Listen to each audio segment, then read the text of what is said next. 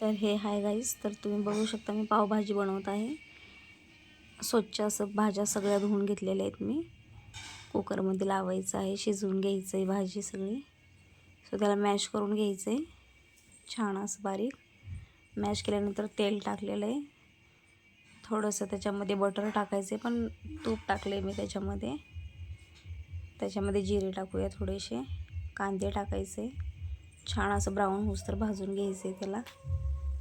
त्याच्यानंतर अद्रक लसणाचं पेस्ट टाकायचं आहे. त्यानंतर छान कलर आल्यानंतर त्यात टमॅटो टाकायचा आहे, छान हलवून घ्यायचं आहे. मीठ टाकायचे तेल सुटूस्तर त्याच्यामध्ये.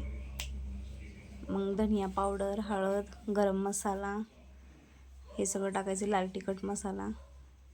तेल सुटूसर छान भाजून घ्यायचं आहे त्याला. पावभाजी मसाला टाकलेला आहे आता. धनिया थोडासा टाकून घ्यायचं आहे.